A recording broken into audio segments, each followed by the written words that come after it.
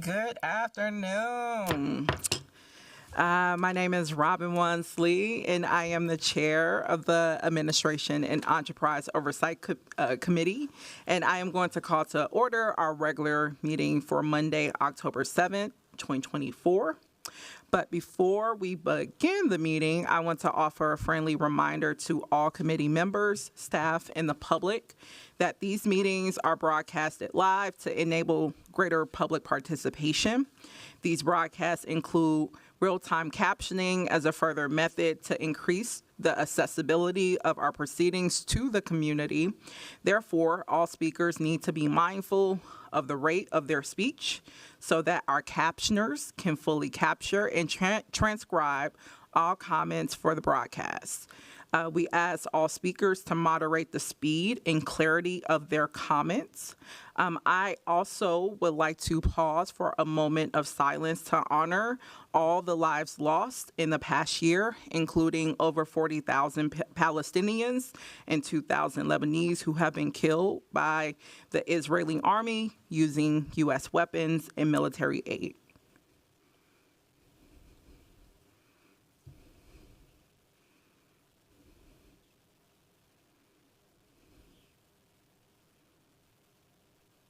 Thank you.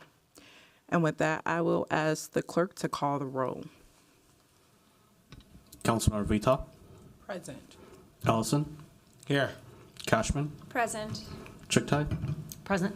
Vice Chair Palmisano, Present. Chair Wansley. Present. We have 6 present.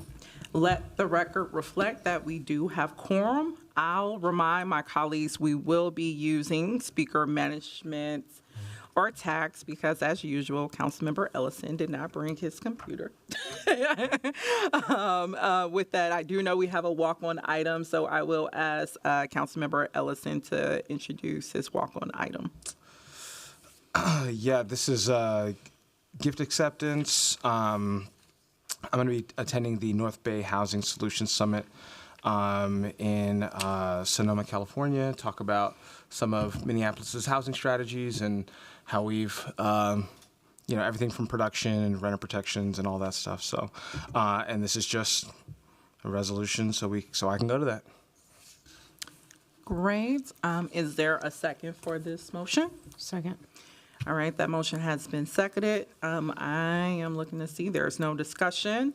So with that, the motion will be added to the amended agenda.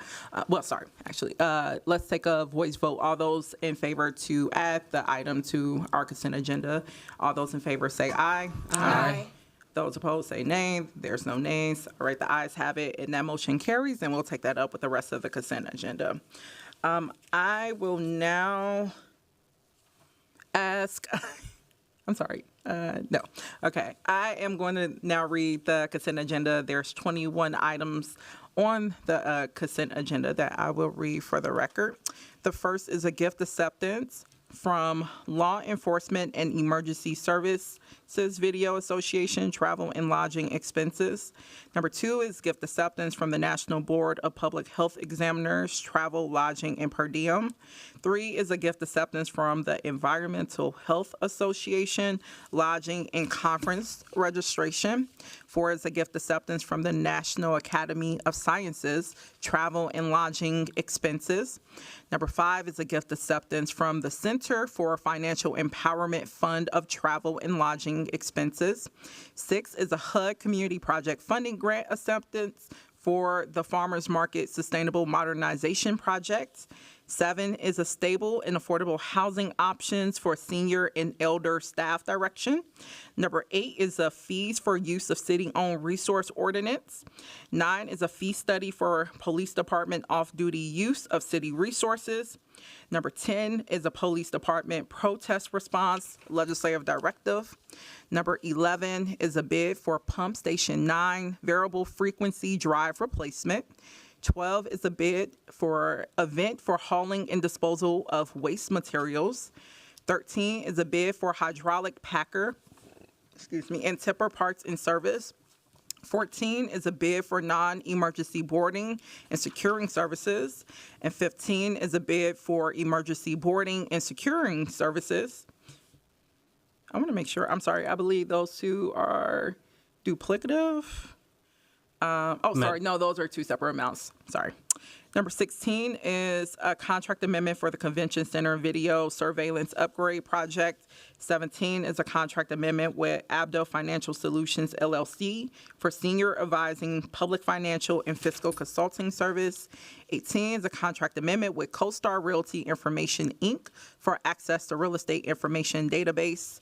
19 is a contract amendment with various immigration legal services providers offering free immigration legal services to city residents. And number 20 is contract amendment with Clearwater Analytics, LLC, for various investments services.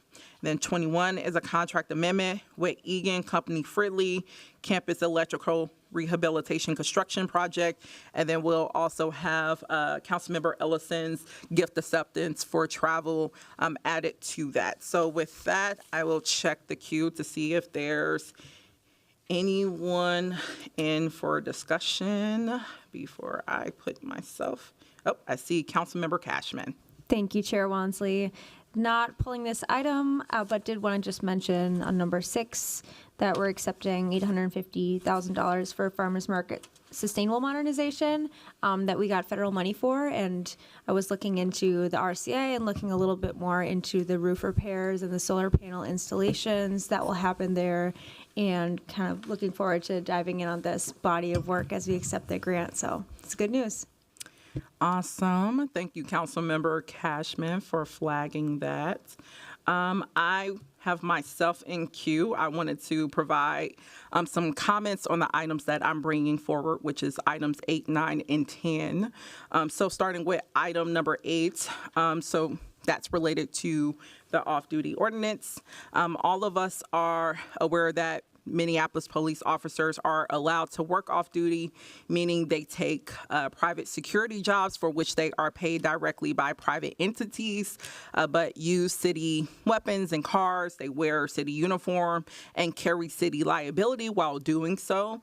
And as of my knowledge, no other city employee does this. City Public Works workers can't take city trucks and go fill potholes after hours and get paid in cash for doing that, but that's exactly what we're doing with MPD. There's a lot of information out there that has shown, everyone from small business owners to the U.S. Department of Justice have recognized Minneapolis off-duty system as fundamentally broken and inequitable. Due to a mid-1990s court case, Minneapolis must allow MPD to do off-duty work, but it is important that we figure out how to impose regulations or limit off-duty within the scope of what's legal and what's within our authority. That said, I have been working for several years to find ways to rein in and regulate MPD's off-duty work. First, I tried to work directly with the administration, both through meetings and voluntary collaboration, and then through a legislative directive that I brought forward in January of 2023. And then 1 year ago, I gave notice of intent to introduce an ordinance that will allow the city to implement fees for the use of city resources. And then this spring, I authored a staff directive to the legislative department, which resulted in a report that outlined that an off-duty fee of $19 an hour for the use of a Ford Explorer squad car would align with the city's vehicle operation expenses rate. And this is just one of many costs that we can start to quantify and recoup from officers when they do work off duty. Fees, of course, will not fully address MPD's, unregulated and what's become a dangerous off-duty system, but they are strong starting places to ensure that taxpayers are not subsidizing officers when they are working off duty just for personal gain. It will also require MPD to adhere to more stringent and specific tracking protocols as it relates to off duty in order for the city to recoup the fees. Unfortunately, though, it's been a challenge to advance this work with the administration, and that's why Council President Payne and I are bringing forward these specific items. Item number 8 directs the city attorney to draft the ordinance giving the city the authority to collect off-duty fees. And then item number 9 is a directive for the administration to do a fee study to calculate, the broader costs of fees that's associated with administering a regulated off-duty program. Item number 7, also I want to flag, is another item that I brought forward. This item was based on conversations with Ward 2 residents about how the city is doing in regards to how we're making our city more age-friendly. And affordable housing for seniors and elders is a key part of making, the city of Minneapolis residents, feel like they can age with dignity as well as comfort, both of which they deserve. And this directive as staff to help us assess how well we are doing that and what strategies we may be able to invest into improving high quality affordable housing options for both seniors and elders. And then going to item number 10, in July of this year, community members emailed the mayor, city council, the chief of police, as well as leadership of the Office of Community Safety with a series of concerns and questions about MPD officer conduct and the city resources used at a protest that occurred on June 6, 2024. MPD declined to respond to the questions raised by the residents. They also declined to respond to my informal inquiries to learn more about the situation. Council leadership even elevated these concerns to the administration, but there still has not been any response. So therefore, using, last resort, this legislative directive reflects many of those outstanding questions and concerns that we've been trying to get addressed since June. So with that, I wanted to provide that context. And I see Vice Chair Palmisano in queue. Thank you, Madam Chair. I have comments on a few items from consent, but don't need to pull any of them. I did just want to remark that per my comments this morning, item number 17 is the contract increase with Abdo Financial Solutions. So we are increasing by a very nominal amount this contract to now be $200,000 for public finance and fiscal consulting services. I'm again very eager to see what the result is of all of this work, but I'm not opposed to that today. I wanted to briefly talk about your items, Councilmember Wansley, item number 8 and 9, and that's the fees ordinance and the fee study for police department off-duty use. I really don't mind the concept behind these two items. They were findings from the audit report of several years ago now, particularly item 4, which is that controls should be strengthened for marked squad car usage related to off-duty work. That was a moderate risk. I do want to add that while I appreciate this work, this is just nibbling around the edges, and I'd rather attack off-duty work straight on. Who would administer these kinds of costs? There could be so many one-offs for different situations. I'd rather bring this entire entity in-house.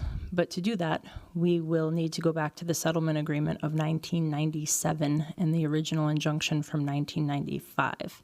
So I will acknowledge we've been saying for years that we need to get back to the off-duty work after COVID and the pandemic shut down so much of our city. Well, we have a new police contract, and now is the time to do this. And I believe we are going to need to perhaps go back to court on this finding. Right now, the only changes that can be made are outlined in that settlement agreement, and this isn't one of them. But in regards to the high-risk results of the off-duty audit, that was tracking, reporting, oversight, monitoring, we do know that Chief O'Hara has implemented some very significant policy changes so that the city knows when and where his police are working, with significant penalties if we don't. So I would like to better understand some of that work and how that's going from the MPD side. So we'll perhaps ask for a presentation in a future meeting of the Public Safety Committee on that. Thank you. Thank you, Vice Chair Palmisano. I do want to provide some clarification around one piece that you shared in terms of the injunction that you're referencing from the 1997 court case did not say we could do an ordinance. I do want to highlight, as I mentioned, in January of 2023, I brought forward a legislative directive that asked for recommendations on how we could best regulate off-duty and also start to draft a fee program so that we can start recuperating the cost of a regulated program. And the city attorney's part of that presentation highlighted that we would need to revisit the ordinance before adjusting or making any changes to the fee schedule. So I do want to highlight that this is coming from a recommendation from the staff around, appropriate next steps to take around this program. And, I encourage all of my colleagues and, Vice Chair Palmisano, I know you have been vocal and have taken, some selective leadership on this issue throughout your time on council, and absolutely, welcome any efforts on your end to request presentations, to ask, what other steps we can take in addition to the work that my office has been doing for just the past 2 years. And these actions that we're taking is a result of our work for 2 years, and I look forward, from your 5+ years of experience, what that will lead to as well, so that we can better regulate or create a regulated program around this critical issue. So with that said, I will ask, Councilmember Vita, I see you in queue. Thank you, Chair. Just a quick question to Vice Chair Palmisano. Is the off-duty audit you're referring to, has that been done like within the last 5 years? I was always told there was a study done on off-duty, and I'm just trying to understand if you're talking about the same thing. If I may, Chair Wansley. Yes, Councilmember Vita, this was the study on off-duty work that was completed in 2019, so literally within the last 5 years. We then had a work group that was brought together through the mayor's office that included a number of different departments that would need to figure out how we better address some of these recommendations in off-duty work. We also, at that point in time, did have a representative from the Police Federation with us at the table. What stopped that work was really the global health pandemic, where all of a sudden there wasn't any off-duty happening anymore, but to guard empty buildings. So the prioritization of how we managed so much off-duty work in our city took a pretty steep dive in 2020, and frankly, I don't think that it's ever recovered. We did get information a few years ago saying, with estimates of how much off-duty work was going on, but it was quite a bit less than back in 2019. Thank you. I'm just trying to compare for my own notes, because last year off-duty came up a lot. Councilmember Payne on the Public Health and Safety Committee talked about it a lot.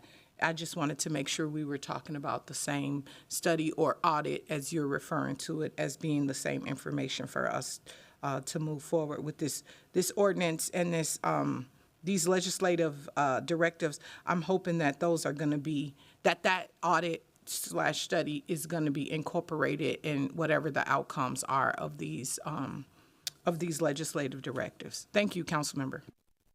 Thank you, Councilmember Vita. And then one thing I will flag that is different from our legislative directive is we're asking for a fee study that was not included in our audit request. The audit did basically come up with recommendations on, systems tracking, which, as Vice Chair Palmisano noted, MPD has done work to implement a database to start that tracking. I know there is still outstanding information on compliance rates and how that's been going since its implementation, but I do want to highlight we are asking for a fee study to be able to start a program. That program has not been created.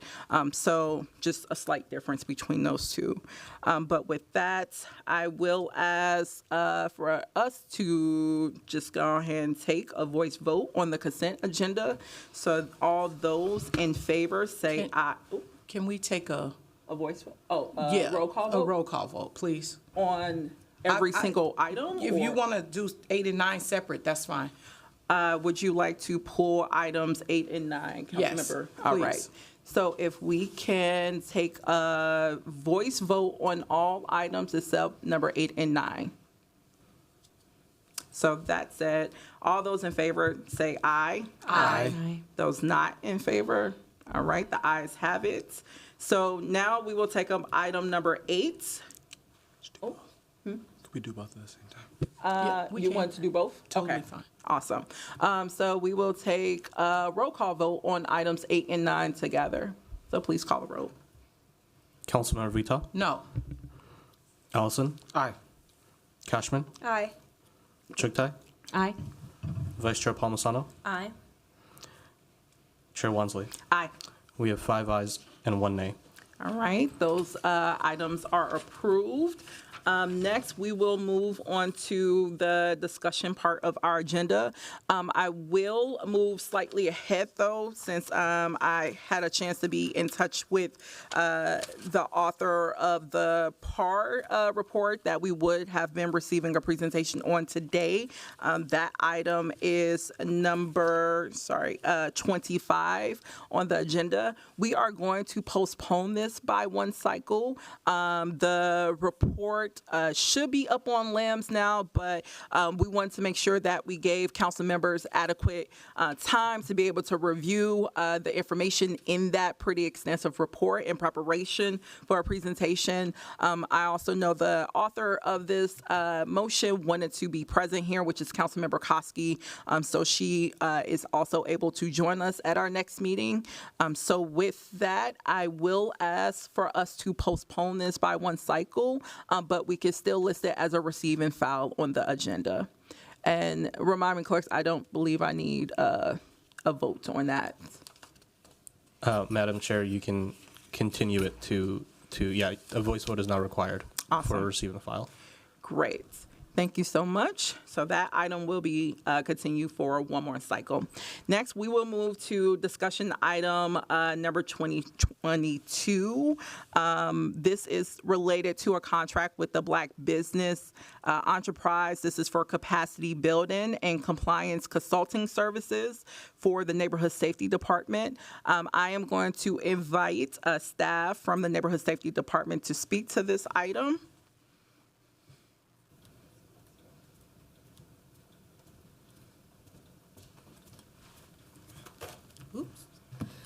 Good afternoon, council members. Thank you, Chair Wansley, council members. This is a contract for capacity building and compliance that went through the formal RFP process May 15, 2024, and required PRC review and approval. Per procurement guidelines, all contracts over 175 must be posted for a minimum of 4 weeks, excluding public holidays. We conducted a pre-proposal meeting to ensure that all interested applicants could attend and ask questions related to the RFP, followed by a question and answer period. The RFP was originally set to close on June 6, 2024. However, due to a lack of responses with only one proposal received, we extended the deadline by an additional week to encourage more competitive submissions and ultimately close the event on June 13th, resulting in a total of 4 bids. This contractor will offer essential training and support and oversight to over 78 contract holders with the Neighborhood Safety Department. They have proposed to ensure that all contract holders meet standards and contribute effectively to public safety. They will deploy a team of 17 experts in financial literacy, compliance, and technical assistance to strengthen our department's compliance efforts. In addition, the Coppola settlement requires that we will require all violence prevention contract consultants who have a contract over $50,000 to take a 2-hour course on how to comply with the city's accounting requirements for payments. This vendor and this contract will meet that requirement. Very high-level overview of what's contained and proposed by the vendor is onboarding and needs assessment and initial setup. This will result in individual needs assessment reports for all contractors, an assessment of all contractors' administration and communication systems, initial compliance and goal settings, complete with compliance frameworks for all contractors, documented goals and strategic plans for each contractor, compliance training, like I mentioned earlier, and training certificates, financial management and strategic planning documentation. Will receive a midterm progress report and a mid-year evaluation report, and based on those reports, we'll adjust the support plans, the individual support plans as needed. There'll be the goal is for full compliance for all contractors, transition and sustainability plans, and audit and compliance reports. The goals here is to bring us to a place where we have submission of all required documentation with each of our contractors, successful closure of contracts with all objectives met. This contract is incredibly beneficial to the department because we rely heavily on community organizations to complete our work and meet our goals. And those organizations need a strong financial system when working with government funding. Because our funding often comes with detailed requirements, including how funds should be spent, what reports need to be submitted, and what records need to be maintained. A good financial system allows organizations to track their spending accurately, ensuring that funds are used properly, and enabling them to prepare regular reports that meet government expectations. It also streamlines invoice reimbursements, which allows us to make more timely payments, and it is necessary for audits and evaluation of program success. I also want to note that these are all things that have been identified as weaknesses in the Safe and Thriving Communities report. And that report talks about capacity building of our department throughout. On page 37, that report states, the development of common goals and metrics for youth services and violence prevention programming across the city enterprise will help manage implementation, adjust operations as necessary, and transparently to report progress. To facilitate this transition, contract holders will require training on these practices. That is one of the goals that will be met by this contract. Further down on page 37, it also states that there has been limited investment in continuous quality improvement staff and systems as evidenced by a lack of outcomes data and staffing shortfalls in supporting CQI efforts. Additional resources are needed to assess fidelity and inform continuous improvement efforts. It should be noted that policymakers are responsible for allocating FTEs, so their support will be required to expand this capacity. We've not had the opportunity to add FTEs, and so as a result of that, we need to get this in place, and this contract is our way of doing that immediately.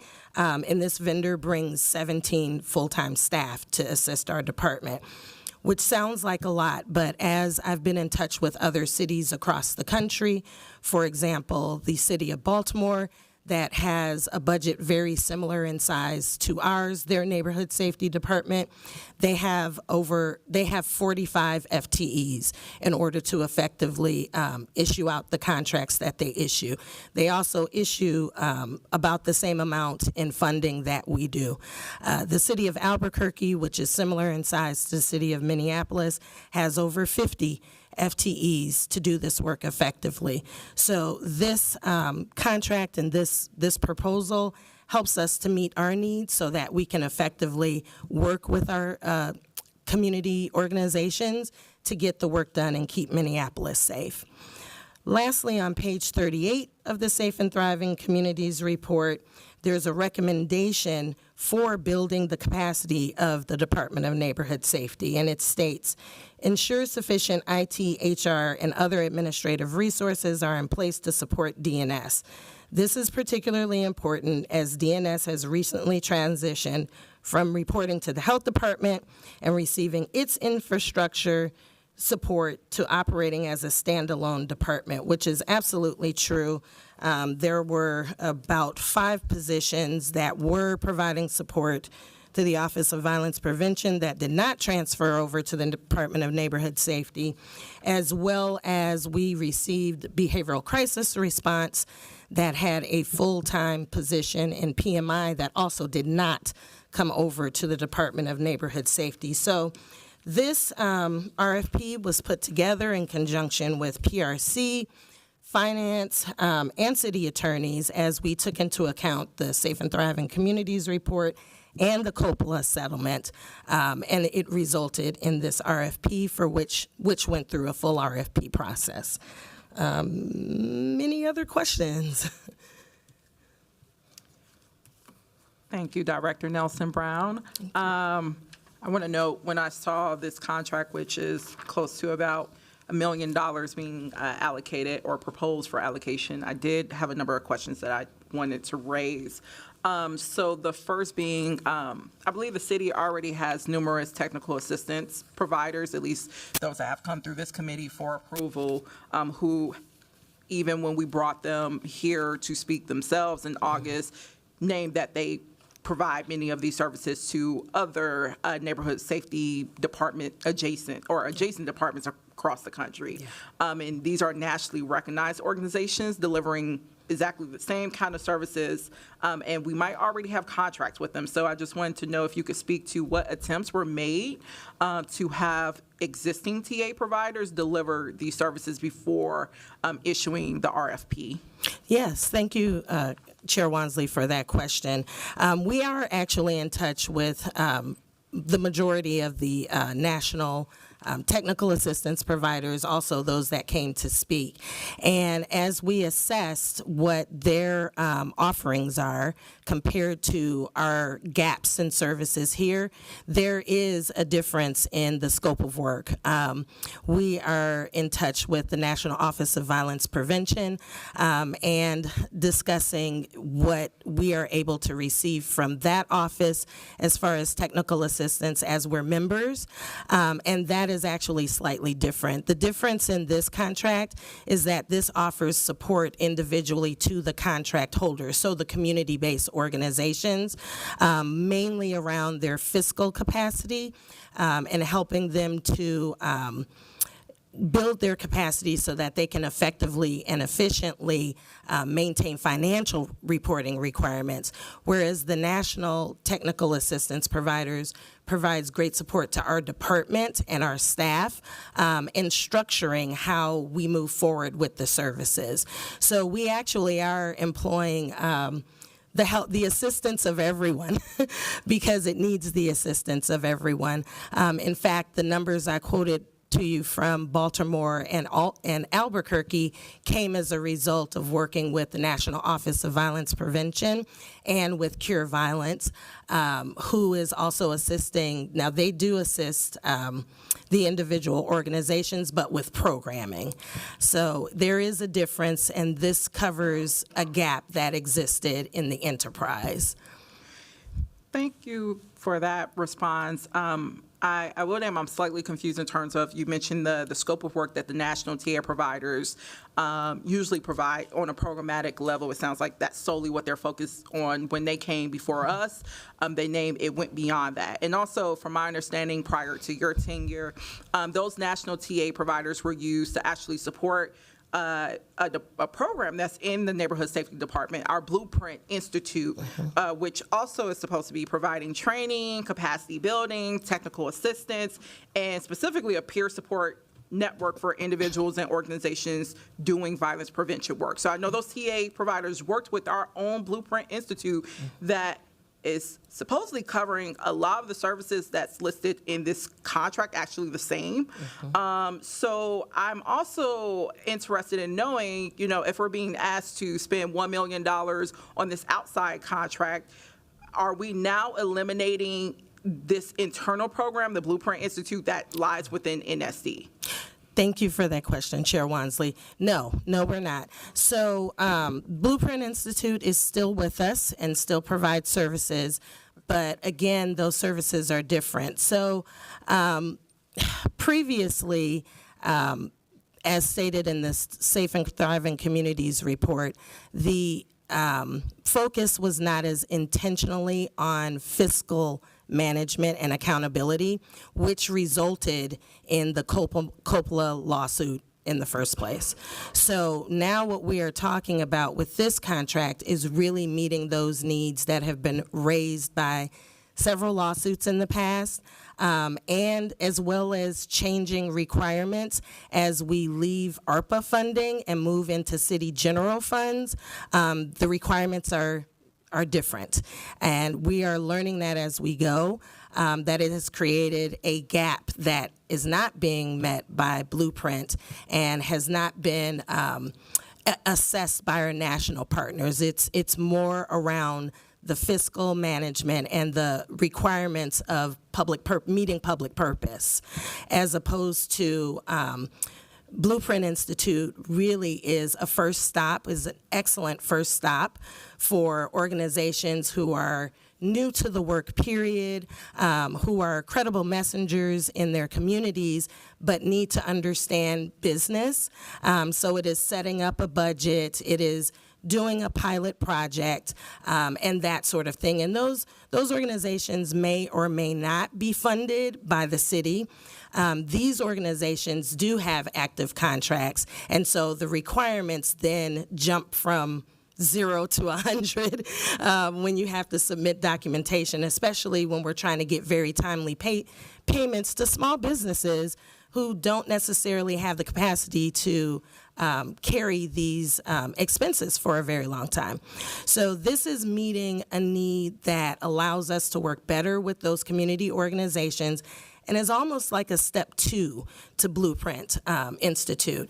The last evaluations we got from Blueprint participants was exactly this. They stated that, they wanted maybe an alumni program that could teach them a little bit more about grant management, fiscal management, and requirements. That is what the gap that this RFP is meeting.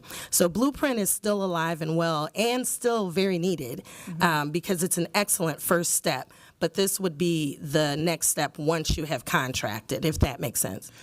Yeah, that's slightly different because I do know many of our providers have been participants of Blueprint, and I'm just looking on the website. I'm still slightly confused in terms of when you talk about compliance, I see that being in alignment with program evaluation. You mentioned the budgeting, how to set up a budget. I'm assuming, program evaluation, budgeting, you're doing that in alignment with, making sure it ties to the city's policies and programs. And I will note too, this is the first time I'm hearing, again, when we had the national TA providers come here saying that they don't do that specific work. I know at least it seems like they do because we issue a legislative directive that I believe is coming to your department that literally asks how we can use best practices from those national TA providers to better streamline our own procurement processes around violence prevention work. And I know that's tied into existing programs like Blueprint. I also wanted to put a staff question to our city attorneys. I know, Daniel, you're new to this, but I know the Coppola lawsuit has been referenced a couple of times in terms of, our in terms of it being one of the pieces that has guided a lot of our intentional, procurement processes and changes. But I also thought that was really tied to issues around the RFP ranking processes and like the response to data requests when it first came forward. So I just wanted to make sure we could get clarification on that lawsuit as well. Sure. Yes. Thank you, Chair Wansley. So the lawsuit has two components. One has to do with the procurement process and the management of these contracts, and then there's a separate data practices issue.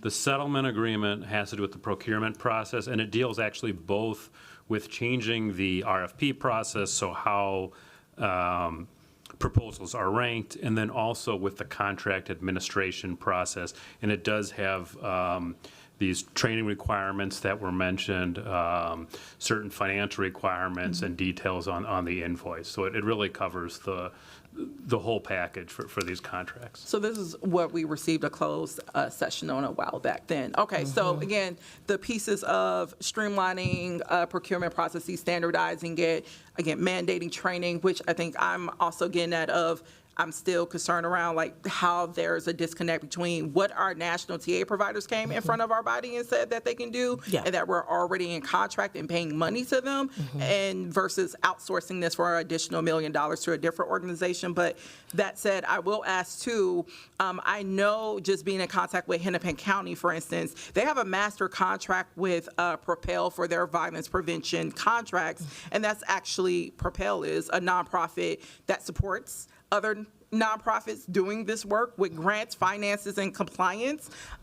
They've also haven't been sued around this work. So I'm interested did you contact also Hennepin County to hear about their work with Propel, to, again, just trying to think through how we exhausted, reaching out to other subject matter experts who have been doing this work before issuing the RFP process. Yeah, thank you, Chair Wansley, for that question. Yes, we worked not only just within our department, but also had the assistance of procurement to reach about 7,500 folks asking for applicants to apply. We also took the time to hold that pre-evaluation meeting, hoping to answer questions and get feedback.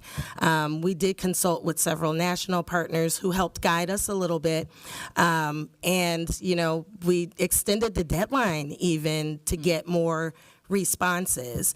I would have loved to have seen more responses come in, but we ended up with a total of 4 and moved forward so that we can go ahead and get services in place.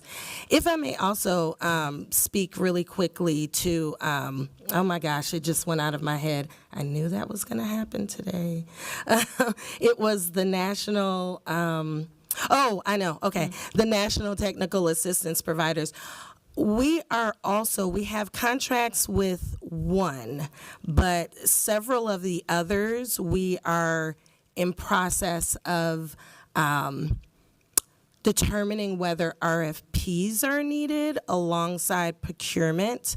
So we don't actually have contracts with several of them, as we are in heavy discussion right now.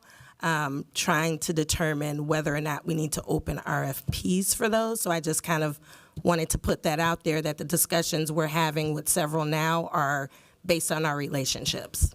And I'm naming the several I was referring to. The ones that has come through this committee has been John Jay, which is pretty large, and then Cure Violence. Correct. And yeah. one of those we have a contract with, one we do not, and we're seeking to have those services they provide met, and we're in conversation right now on whether or not that needs to be an RFP. So clarification. So Cure Violence came through this committee for approval, meaning I'm assuming that was a contract. You're saying which one that was not a contract? That was a contract that we were working on when they came and presented. It was not finalized, and so now we are being told that we may need to open a RFP. I'm going to flavor a city. From my understanding, final contracts come before this body for approval or finalized. Oh, you know what? Actually, we did get a contract for 1 year, but the request was for 3 because they offer certification, and that certification is a 3-year process. We did not get approval for that 3-year process to get that certification. So we're finalizing at least 1 year, but we don't have the allotted time that we need to get that certification from them, which would be really helpful.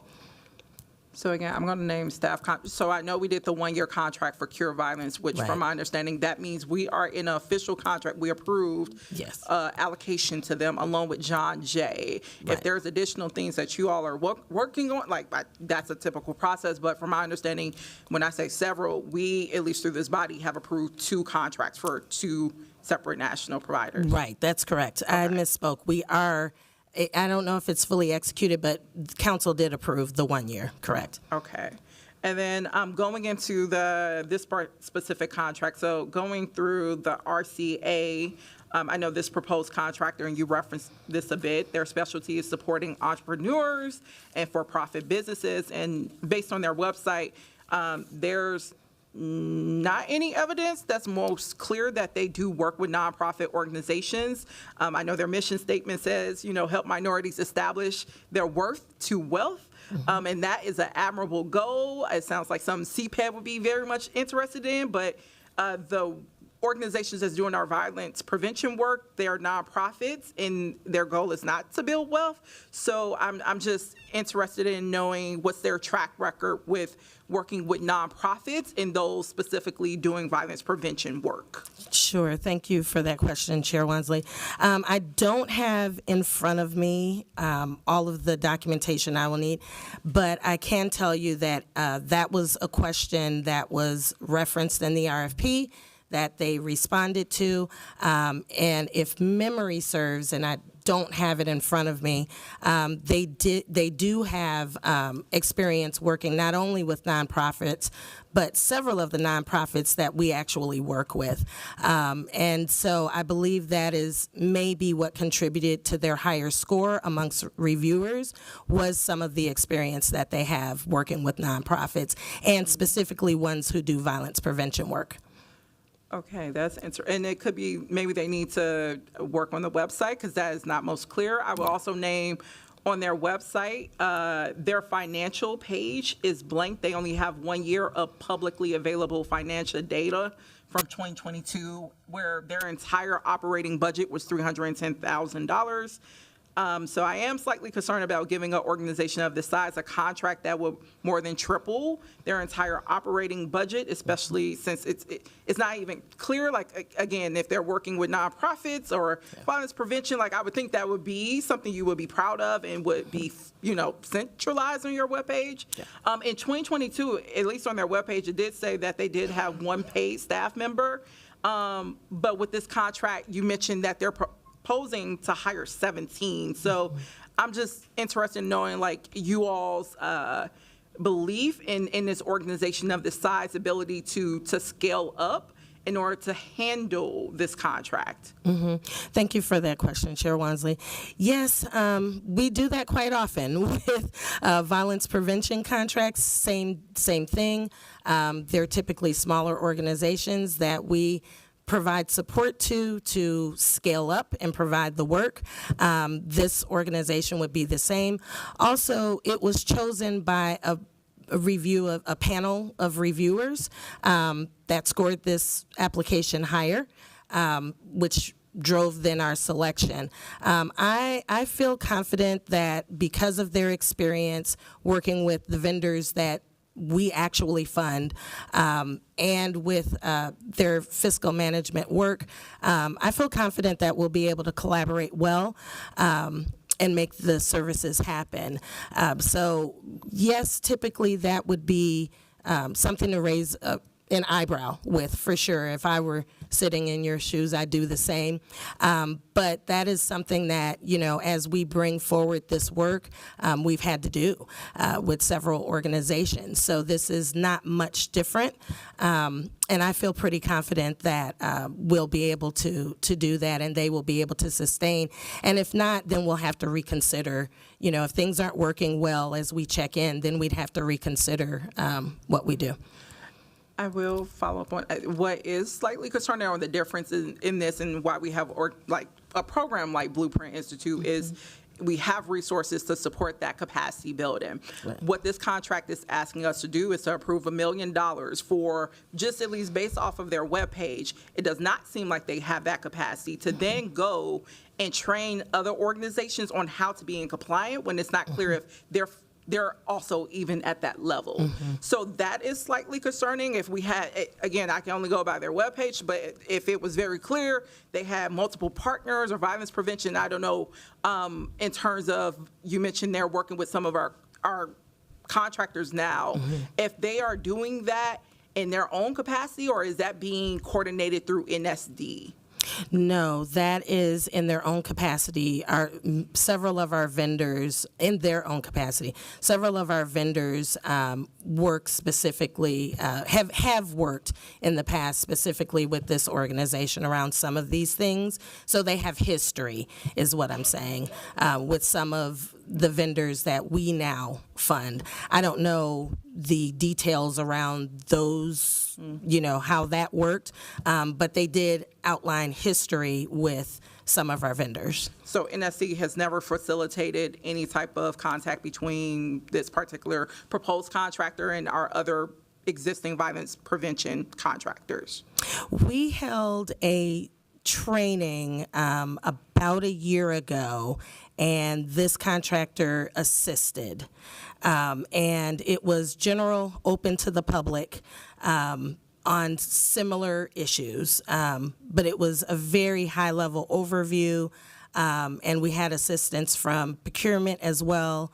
And so, yes, but that is not the history that was referred to in the RFP and in the proposal. There's a separate history, and I don't have that proposal in front of me right now, so I can't give direct quotes.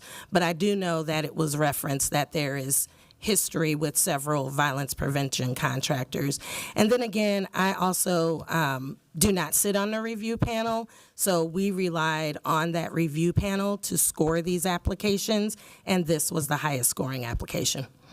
Okay, and I will know for staff follow-up, it would be good if we could get that proposal just to be able to see how they did some framing of their engagement or expertise in the violence prevention area, and to see maybe it has more information on how they've provided compliance support to other organizations and as a technical assistance provider, because it kind of seems like they might be on par with some of our violence prevention organizations themselves in needing capacity building support. But my last question would be, who in NSD who will be overseeing, if this was passed, this contract? So we have hired a deputy director for NSD, and that deputy director will take lead on oversight of this contract, along with the associate director of finance. We are also being offered some support from OCS's director of administration, who will also help oversee. So, but lead on this will be our deputy director. Can you share their names? I'm sorry, Yeah. we have never gotten a chance to meet everyone here. Yeah. Sure. The director of finance, we're actually hiring right now. We're in the process of hiring.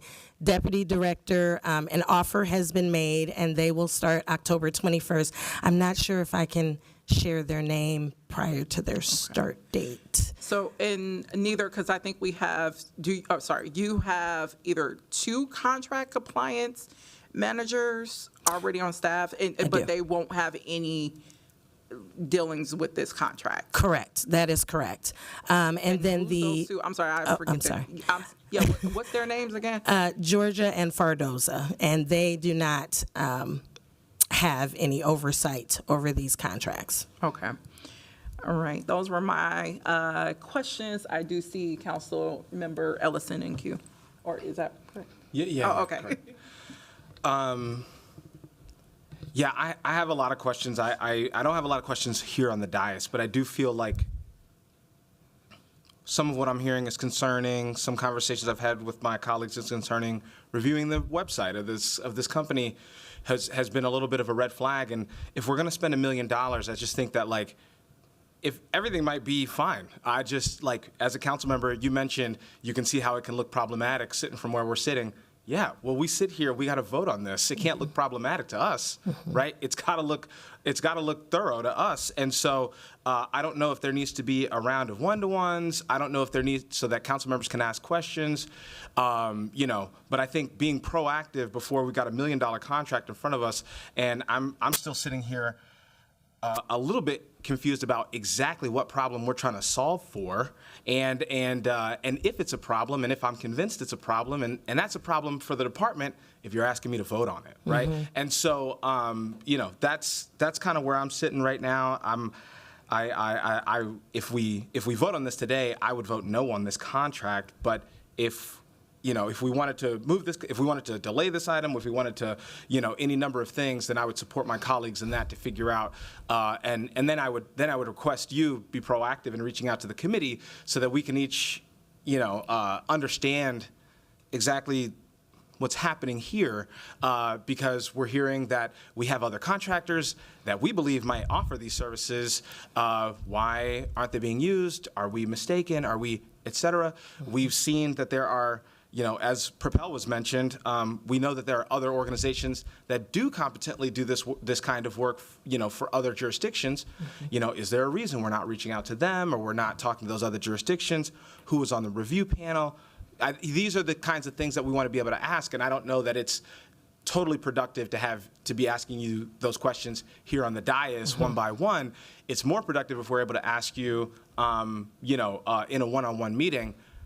But our only recourse is to ask you on the dais if there's no proactive, outreach to the council, to the people who have to vote on it, and it's just like, here's an item, vote yes or no, that's not going to play out well. So I would just request that we delay. I guess I'll move to delay this item a cycle, and then, if we don't have one-to-ones between now and then, I think I'll certainly be in the same spot in 2 weeks from now. So my request would be that you reach out to council members and, put us in a position to maybe get some of these questions answered so we can feel confident about giving this $1 million, because I don't today. Sure. Thank you, Councilmember Ellison. I would be happy to have individual conversations and give a little bit more explanation, particularly around the need, because it is great, and it's been outlined several times in the Safe and Thriving Communities report. So I would be happy to have, and I appreciate having those individual conversations rather than on the dais. For sure, certainly. Thank you. And I'll just say high level, as somebody who's been in this council for a while, in the early days of OVP, it felt like every time the department was before us, it was to advance work. And I feel like in the last year or so, maybe a little bit more, it feels like we're constantly just trying to fill gaps. And I'm getting to the point where I'm not seeing the whole picture anymore, right? Is this thing just totally on the ground dead, or we're trying to revive it? Is it functioning along fine? Because it certainly doesn't feel that way when presentation to presentation. And so I'm really concerned about just the state of the department, especially the less contact it seems that the department has with the council. And I think that this is maybe the questions here, maybe a little bit of a symptom of that. So I'll just name that. Thank you. Awesome. I see Councilmember Vita in queue. Oh, thank you, Chair. I was just going to suggest the same thing that Councilmember Ellison suggested, that we delay it a cycle and have time to ask our questions offline, because I too have a lot of questions about this group, because I'm only aware of this group having a gala. I really have never heard of the work they're doing, and I'm happy to learn about it and understand exactly how this is going to work. This is a lot of money for a one-year contract. So I just want to better be able to understand and to explain to folks exactly how this is. I just get a lot of concerns from constituents about the department services as a whole. So it'd be good for me to sit down with you, Director, and ask my questions offline and get an understanding, so I can then go back to constituents and say how this work is going to strengthen the work of a lot of the programs and the resources you provide in the department currently. Go ahead. Thank you. So it sounds like Councilmember Vita, I'm just going to frame. You made a motion. It's a second. Okay, great. It's a second. Okay. I put myself in queue before we take up the item too. I will name as Councilmember Vita and also Councilmember Ellison has named, there's been ongoing just questioning of transparency around what's happening with NSE. So that is why I bring these questions to the dais, along with this is the Administration Enterprise Oversight Committee. So it is important that we have these conversations in public, especially if we're being asked to use public dollars to fund public activities. One thing I did want to name, and also city attorneys, please let me know if this is not an appropriate question, but I know you mentioned, our current contract staff, I forget, it's Georgia and someone, the second person, I forget their name. Yeah. Ferdoza. Okay, Ferdoza. I just want to know if there's been a conflict of interest for them. I know they're not tied, or they won't have oversight over this, but Georgia Corsa, I'm assuming that's her last name, and there's a Corsa who oversees Black business enterprise. Yes. Is there a relationship there? With conflict of interest in the department, we do have a policy, protocol, and procedure, and that procedure has been followed, including signing of conflict of interest forms.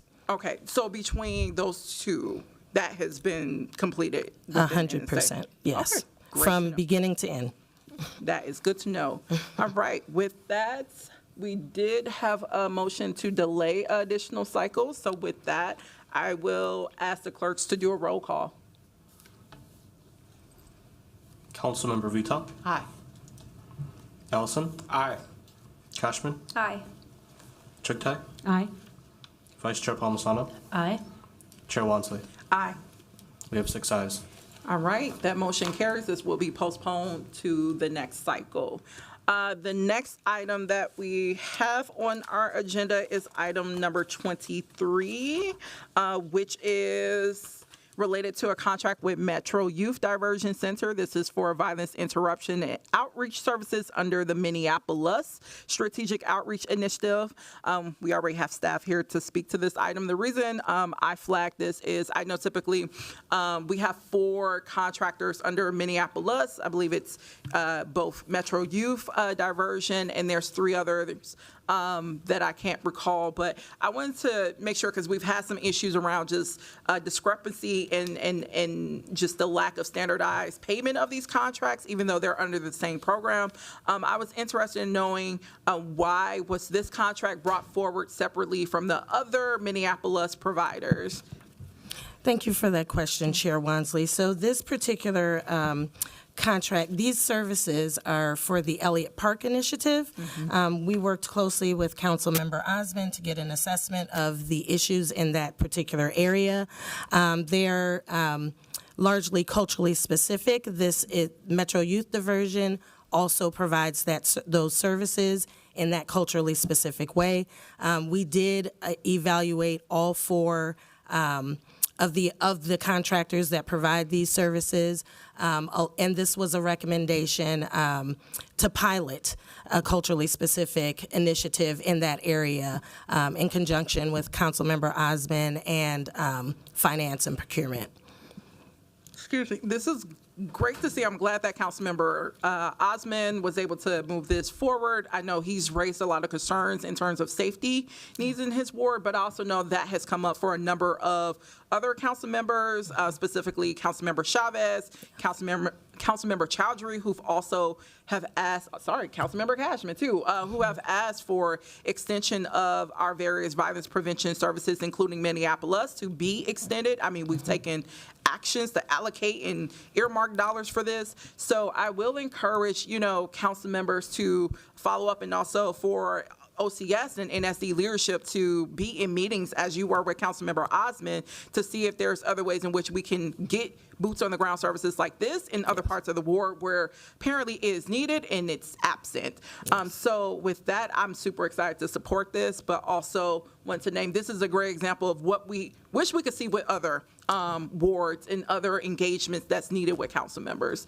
So with that, I will move this item for approval. Oh, sorry. Oh, I didn't see you. My bad. Councilmember Cashman and Q. No, thank you so much, Chair. And Director, could you just remind us what the 4 organizations are under Minneapolis? I know here we're talking about Metro Youth Diversion Center, and there are, I think, 3 other kind of providers that fall under that category. Can you just help us understand which ones do, and why they're specifically under Minneapolis? Sure. I am looking so that I do not misspeak. Just give me one second. Also providing these services are Touch Outreach, Restoration Incorporated, and Central Area Neighborhood Development Organization. It wasn't spelled all the way out. And can you repeat the second half of your question, please? Why do those 4 fall under Minneapolis? So Minneapolis is a strategic initiative in the Neighborhood Safety Department that we issue an RFP for to provide services in violence interruption. And these 4 responded to an RFP and were selected as vendors, and have been providing these services for about the last 3 years. So they were reviewed, selected by a panel, and have been providing the services ever since. This is also the direct connection to the national TA provider of Cure Violence. That organization, in essence, developed and designed and created this service, this violence interruption service. So these are the 4 that we have current contracts with through that RFP process, and they have been providing these services. And that's why it's those 4. They responded to this RFP, were selected, and have been providing services. Okay, thank you. Yeah, I'll just note, I mean, Councilmember Osmond is really excited to see this service being added to the Elliott Park neighborhood, and I'll note from my conversations with you and some of the other folks in the Office of Community Safety that there are intersections and areas of Ward 7 that are a huge gap. And my interest and my background is in geography, so forgive me the way I think is spatially, like how are we distributing our resources according to where the heat maps show the violence is.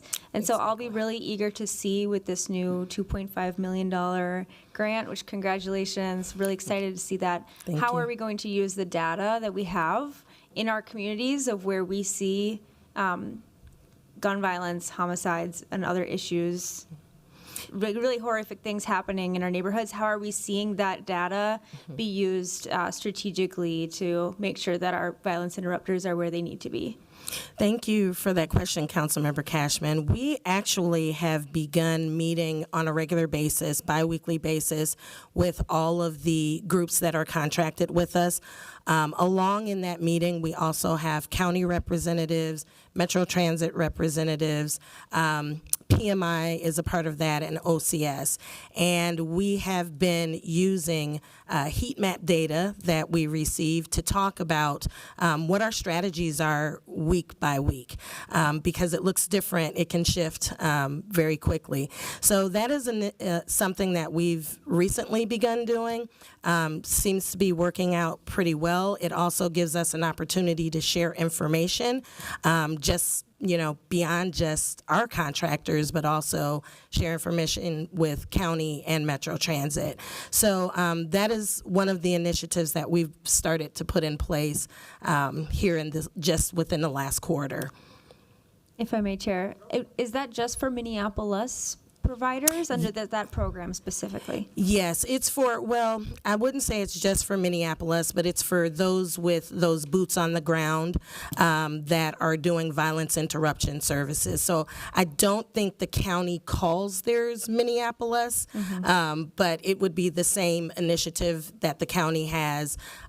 Metro Transit is interested as well.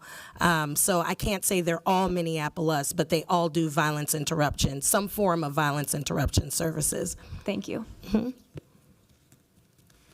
Great. With that, I will, again, motion for approval, and we can just do a voice vote on that. So all those in favor say aye. Aye. Those opposed, say nay. The ayes have it, and that motion carries. Our next item is discussion item number 24, which is related to a contract with Rural Architects and Engineers. This is for architectural and engineering design services for the South Minneapolis Community Safety Center. I will invite staff to come up and speak to this item, and I asked for this item because this would be the first, I believe, item we have approved related to the South Minneapolis Community Safety Center. So I know we've had discussions and presentations in the Public Health and Safety Committee, so wanted to make sure, members who are not part of that committee also are aware of what they're being asked to consider today. So with that, I will invite staff up to speak to this item.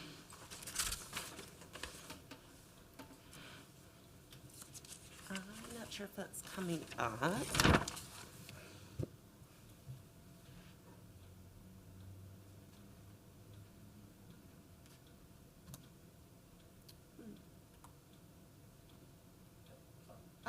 Fantastic.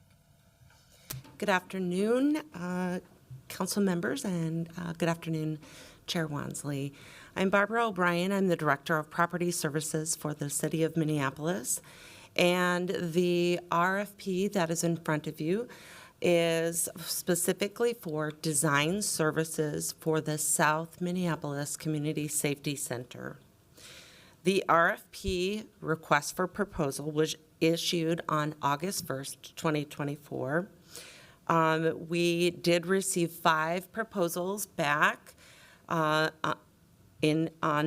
8/26/2024, so August 26th. After reviewing, we did decide to interview all 5 proposers. And those interviews, which we refer to as the Architecture or Design Selection Board, took place on September 11th and on September 12th. After hearing all 5 proposals, getting a presentation, the Designer Selection Board did recommend that Wold Architects be selected to do the design work. So the proposal that is in the RFP, or the RCA that is in front of you, is to engage in a contract with Wold Architects, which for not to exceed $998,000. This will include pre-design work all the way through design development, construction documents, construction administration. So this contract is inclusive of all of the phases from very beginning to wrapping up.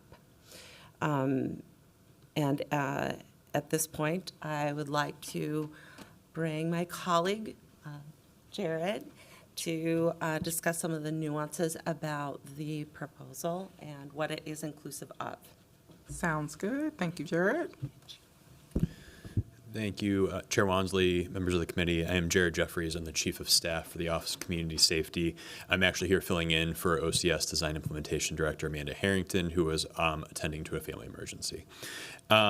As you will see from the slide that's currently up, several services and resources have been identified for the South Minneapolis Community Safety Center after extensive community engagement from meeting with council members and hearing from committee members in both PHS and AEO. The Office of Community Safety Director Harrington knew that it was important to share with the council members just all of the services and resources that have been identified so far that will be present in the safety center. The services that have been identified to date are a 311 service center, culturally specific community navigators, domestic violence services, mental health services, police and youth services.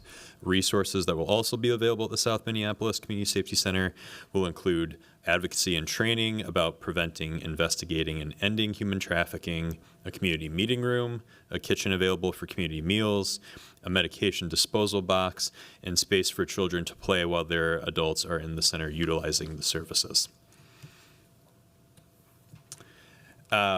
As I referenced previously, the engagement occurred from March 2024 through May 2024, where Director Harrington and her team conducted over 40 community engagement events to inform the programming that you saw on the previous slide. This included in-person and online meetings, and the team also attended scheduled neighborhood meetings as well. There was also an online survey that was open from May 6th through May 24th of this year. So the overall engagement effort helped identify several of the services and resources that were listed previously. Those results can be found on the city's website under the Community Safety Center topic. OCS is working with neighborhood and community relations and South Minneapolis ward offices on further engagement that will take place in Q4 2024 and Q1 of 2025 to report back on the engagement results, the services that will be in the center, and next steps. Community engagement will also be built into various phases of the actual design process for the building. OCS is working currently with Property Services and NCR to finalize what that will actually look and feel like for those members of community. With that concludes our very short presentation on this. We appreciate the opportunity to give a brief background. We're happy to stand for any questions that the committee has. Thank you, Jared and Director O'Brien. Just a quick question.